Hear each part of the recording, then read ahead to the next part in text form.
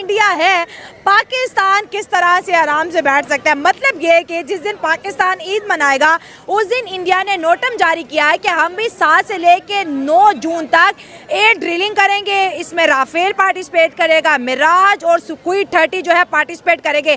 India बार बार पाकिस्तान को बोलते हैं operation Sindoor is not over, ये पॉज हुआ है, इसको हम दोबारा से रीस्टार्ट करेंगे। रीस्टार्ट करने का मतलब आपको पता है, मतलब कि दोबारा से इंडिया पाकिस्तान पे हमला करने की तैयारी में है। एक जानिब तो पूरी दुनिया की नजरें रूस यूक्रेन तनाज़े पर है, एक और तनाज़ा भी साल 2025 सिर्फ रूस यूक्रेन जंग के हवाले से नहीं बल्कि पाक भारत जंग के हवाले से भी याद रखा जाएगा। एक जानिब तो कन्वेंशनल वॉरफेयर के अंदर सीज फायर है, जो कि ईद के दिनों के अंदर खतरात मौजूद हैं कि भारत की तरफ से कोई ना कोई एडवेंचर किया जाए, इसीलिए नोटम जारी किया गया और पाकिस्तान के बॉर्डर के 100 किलोमीटर के एरिया के अंदर भारत जो है वो अपनी फ़ज़ाई मशक़ें करने जा रहा है, अपनी एयर एक्सरसाइजेज करने जा रहा है। ये दोबारा कुछ ना कुछ ऐसा करेंगे और मेरा अपना ये ख्याल है कि अक्टूबर तक ये ख़तरा टला नहीं है और वो वहाँ ज़रूर खोल सकते हैं, तो हमें चौकन्ना रहने की ज़रूरत है। ये एक बड़ा ख़तरनाक न्यू नॉर्मल था जो इंडिया चाहता था कि इस्टेब्लिश करूँ। वो न्यू नॉर्मल ये था कि इंडिया को वो आज़ादी हासिल हो कि वो जब दिल चाहे, जहाँ दिल चाहे, जिसको दिल चाहे पाकिस्तान में अटैक कर दे। जो शशि थरूर साहब ये बात कर रहे हैं, जो एक उनका कंटिन्यूस जो एक बयानिया है कि दहशतगर्दी के ऊपर पाकिस्तान कंट्रोल करे उसके बाद ही वो किया जाएगा, तो ये पाकिस्तान की तरफ से बिलावल भुट्टो जरदारी पूरे मैंडेट के साथ उन्होंने ये तजवीज़ दी है और पाकिस्तान की तरफ से पहले भी जो है वो बातचीत और मुज़ाकरात की पेशकश बारहा की गई है और इंडिया को समझने की ज़रूरत है कि बातचीत से ही तमाम मामलात का जो है वो हल निकल सकता है। मजाक नहीं कर रहे, अगर इन्होंने दोबारा हमला किया तो हम ये आखिरी वार्निंग थी इनके लिए, आखिरी वार्निंग लास्ट, अगर इन्होंने दोबारा हमला किया तो हम भरपूर जवाब देंगे। सर वो दोबारा हमला डेफिनेटली कर रहे हैं। वो अपनी तकरीरों में नरेंद्र मोदी एक दिन छोड़ के एक दिन बाद रोड शो करते हैं और आवाम को बोलते हैं गुस्सा नहीं करना, ऑपरेशन सिंदूर ख़त्म नहीं है, ऑपरेशन सिंदूर पार्ट 2 स्टार्ट हो गया। कभी मॉक ड्रिलिंग करवाते हैं, कभी आप बॉर्डर के आसपास लोगों को जंगी एक्सरसाइजेस करवा रहे हैं। तो मतलब India is planning something big against Pakistan. अब ये जो भारतीय प्रॉक्सीज हैं, चाहे वो फितनतुल हिंदुस्तान BLA हो या फिर फितनतुल खवारिज TTP, आपको मालूम है कि BLA को भी इंडिया एम्पावर कर रहा है, TTP को तो इंडिया ने ड्रोन्स तक प्रोवाइड कर दिया और उन्हें ड्रोन्स की ट्रेनिंग तक प्रोवाइड कर दी है। और ये सब कुछ कहाँ से ऑपरेट हो रहा है? नई दिल्ली में रॉ के हेडक्वार्टर के TTP और BLA डेस्क से। ये दोनों फितने दर हकीकत भारत की फंडिंग पर चल रहे हैं। कि मैं मकबूजा कश्मीर के अंदर गया, मैंने वहां पर जाकर लोगों की हालात देखी और उनसे पूछा, तो वो कहते हैं कि मैं बड़ा हैरान रह गया कि वो कहते हैं जब मैं वहां पर गया, एक तो वहां पर मीडिया नहीं था, लोगों को पता नहीं था। फिर जब मैंने उनसे पूछा पाकिस्तान के बारे में, तो वो मकबूजा कश्मीर के लोग यानी मेरे कश्मीरी ये कहने लगे कि हमें पाकिस्तान के साथ ज्यादा होप्स नहीं है, क्योंकि उसका रीजन ये दे रहे कि अगर पाकिस्तान के मकबूल तरीन लीडर इमरान अहमद खान नियाज़ी को इस तरीके से जेल के अंदर रखा जा सकता है, तो हमें भी उम्मीद है कि हमारे साथ भी वो मुल्क उस तरह से खड़ा नहीं होगा, चूंकि मजबूत तरीन और अहम तरीन एक अवामी लीडर को इस तरीके से वहां पर जेल में रखा जा रहा है। तो ये प्रवीण स्वानी कह रहा है और उसके बकौल मकबूजा कश्मीर के लोग कह रहे हैं। ये क्रिटिक है मोदी गवर्नमेंट का, ये क्रिटिक है इंडियन डीप स्टेट का, ये क्रिटिक है इंडियन एस्टेब्लिशमेंट का। वो आज यही बातचीत कर रहा है कि मकबूजा कश्मीर के अंदर ये चीज सोच मौजूद है। ये बात ध्यान में रखें कि हम शायद अपने आप को फूल बना सकते हैं या मेरे जैसे बंदे को ही आप जैसों को शायद डरा सकते हैं, धमका सकते हैं और खामोश करवा सकते हैं। रियलिटी है कि दुनिया हमारा चेहरा जानती है, दुनिया हमारी गैर संजीदगी जानती है। इमरान खान के ऊपर अगर कोई संजीदा केस कभी बन भी रहा था तो उसकी भी धज्जियां उड़ा दी गई। जिस तरीके से इमरान खान के मामलात को और इमरान खान के केसेस को हैंडल किया गया है, जिस तरीके से जो रवैया इमरान खान साहब के साथ रखा गया है, उसने पाकिस्तान के अंदर पूरी judiciary, rule of law, democracy, बुनियादी हुकूक, इंसाफ, कोई भी सोच उसकी धज्जियां, उसकी तबाही फेर दी है।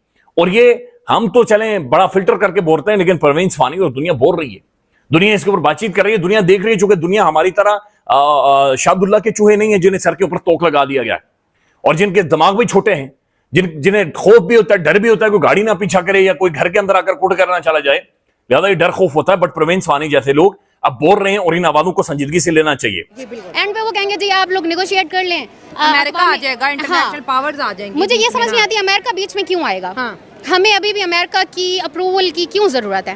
हम अपने डिसीजंस को क्यों नहीं ले सकते? इंडिया इंटरनेशनल कम्युनिटी को साथ लेके नहीं चलता। जब वो हमला करता पाकिस्तान, रिस्पांस के लिए भी इंटरनेशनल कम्युनिटी की सपोर्ट होती है तो पाकिस्तान रिस्पांस करता है ना। हाँ। अब दोनों की चालों में फर्क है। जी बिल्कुल फर्क है, लेकिन वही बात तो है ना, हमारी अपनी स्ट्रेंथ अडियाला जेल में क्यों बैठी है? मुझे तो ये समझ में नहीं आता। चले एक लीडर अडियाला में है, लड़ाई तो आर्मी के बीच होगी। नरेंद्र मोदी को इस वक्त इंडिया के अंदर बहुत ज्यादा क्वेश्चन आ रहे हैं, सीज फायर क्यों हुआ, हमारे CDS ने क्यों इस तरह रिप्लाई किया, क्यों आप बोले हमारे त्यारे गिरे। अब आपको लगता है उन तमाम सवालों का एक ही जवाब है, दोबारा पाकिस्तान पे हमला कर दो। हाँ, मुझे एक चीज ना बड़ी अच्छी स्ट्रैटेजी है इंडिया वालों की एक हिपोक्रेसी मुझे समझ में नहीं आती। देखिए अब यहाँ पे ना ये चीज समझने की है कि दोनों तरफ के जो कंट्रीज है ना, वहाँ के लोग आपस में एक दूसरे के साथ म्यूचुअली कनेक्टेड हैं, B it Instagram, B it YouTube और व्हाट्सएवर सोशल प्लेटफॉर्म्स ना, तो हम लोग आपस में म्यूचुअली कनेक्टेड हैं। लेकिन क्या बात है कि मुझे उनके बॉलीवुड वालों के भी समझ में नहीं आती। जब इस तरह का कोई होता है सिनेरियो तो ऑल ऑफ अ सडन उनके अंदर से ना वो पेट्रियोटिक बंदा निकल के आ जाता है। उनको तब वो सही और गलत नजर नहीं आ रहा होता। अब वो ये नहीं कहेंगे कि मोदी वही मोदी था जिसने इतने सारे मुसलमानों को गुजरात में जिंदा जलवा दिया था, ये वही मोदी है जो मतलब अगेंस्ट चल ही मुस्लिम्स के रहा है। इस टाइम पे किसी की ना वो प्रियंका चोपड़ा बोलेगी, ना कोई और बोलेगा, सो कॉल्ड ह्यूमन राइट्स वाले, कोई भी नहीं बोलेगा। अब जो ये वाली अपनी फिल्में भी चलानी है, हाँ फिल्में चलानी है, लेकिन फिर वो ये वाला कार्ड तो ना खेले ना कि हमें तो सही पता है, हमें तो गलत पता है, हम तो सही का साथ देते हैं। तो भाई जब वो पाकिस्तान की बात आती है तब वो सारे कहते हैं कि कसूर है ही पाकिस्तान का। फिर वो उनको टेररिस्ट भी पाकिस्तान नजर आ रहा होता है। फिर वो अपनी मूवीज भी वो सुरमे वाले आंखों वाले आदमी बना रहे होते हैं, टोपी वाले, और उनको टेररिस्ट वही सिर्फ पाकिस्तान दिख रहा होता है। ये इतना बड़ा जो चप्पड़ गंजू बैठा है ये मोदी, इनको ये क्यों नहीं नजर में आता?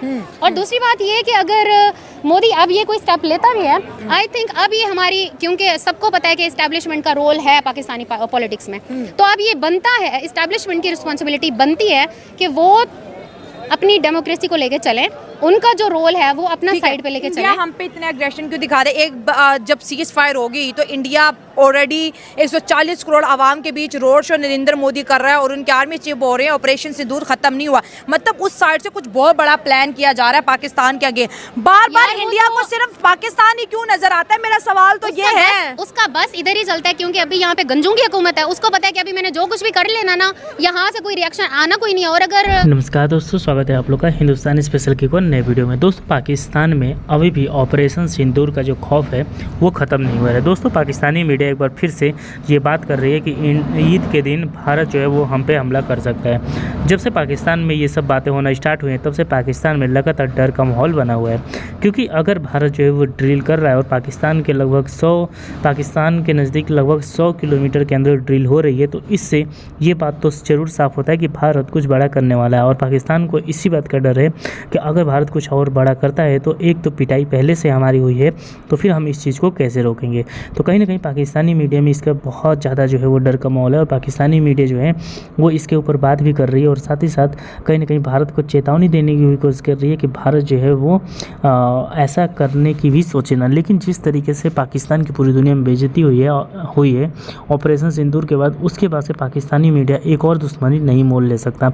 अब पाकिस्तान में एक बार फिर से बातचीत करने का, टेबल पे आने का बात एक बार फिर से स्टार्ट हो चुका है। और दोस्तों पाकिस्तान में ये हमेशा से होता आ रहा है। जब आर्टिकल 317 और 35 पे हटाया गया तो पाकिस्तान लगातार 1 महीने तक खूब पूरी दुनिया में हल्ला मचाने की कोशिश की, और जब उसने देखा कि उसका कोई खास फर्क पूरी दुनिया के देशों पे नहीं पड़ रहा है तब उसने जो है वो भारत से बात करने की कोशिश की। इसके पहले भी जो अटैक हुए थे उसमें भी ऐसा इन्होंने किया था, और एक बार फिर से पहलगाम हमले के बाद भी जब इन्होंने शोर मचाया और शोर मचाने के बाद इनकी पूरी दुनिया में बेइज्जती हुई और पूरी दुनिया ने पाकिस्तान को उसकी औकात दिखाई, तब फिर एक बार फिर से ये चाहते हैं कि भारत के सामने आकर जो है वो भीख मांगे और एक बार फिर से टेबल पे बातचीत हो ताकि भारत इन पे अटैक न करे। तो पाकिस्तान में इस चीज़ का बहुत ज़्यादा डर का माहौल है कि भारत ईद के दिन, जो आने वाले दिन में ईद है 2-3 दिनों में, वहाँ पे हमला कर सकता है, क्योंकि भारत की आर्मी और भारत की नेवी, एयरफोर्स सब जो है वो यहाँ पे ड्रिल करेगी। तो दोस्तों बस आज की इतना ही वीडियो को लाइक और चैनल हिंदुस्तानी स्पेशल को सब्सक्राइब कर लें, क्योंकि यहाँ पर इंटरेस्टिंग वीडियो लाते रहते हैं।